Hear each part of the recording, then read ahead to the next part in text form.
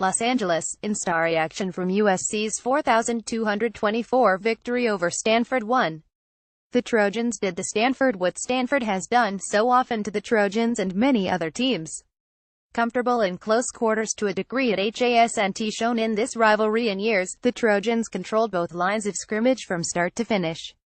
Their massive offensive line carved running lanes for tailbacks Ronald Jones and Stephen Carr, who combined for 235 yards.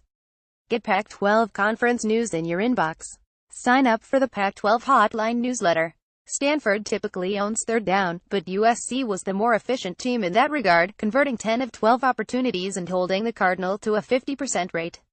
Stanford typically owns time of possession, but USC had the ball for 34 minutes and wore down the Cardinal defensive front in the second half.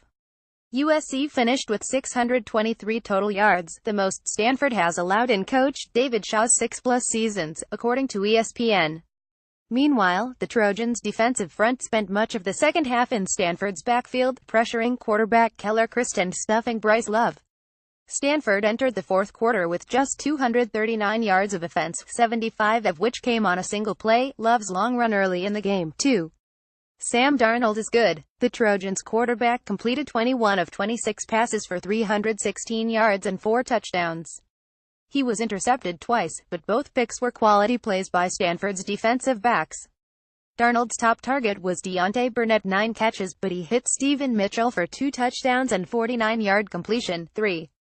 Stanford's problem: no threat of a downfield passing game. Facing the most talented defense in his 8 career starts, by an order of magnitude, Christ never found his rhythm. He missed a few receivers, was under pressure throughout and could not make USC's front seven pay for its aggressiveness. It wasn't until the Cardinal trailed by 18 points in the fourth quarter, when it had no choice but to throw, that the aerial game turned productive. 4. USC offensive coordinator Tim Martin called a fabulous game. Martin stated his intentions on the first series by sending Jones between the tackles on 3rd and 4. And the Trojans just kept running. They charged past the 200-yard mark early in the fourth quarter, thereby avoiding the mistake of previous USC teams that abandoned the run too early against Stanford. 5. Stanford's issues on the front seven were exposed. Without Solomon Thomas and lacking quality depth on the line and playmakers at linebacker, the Cardinal is vulnerable up front.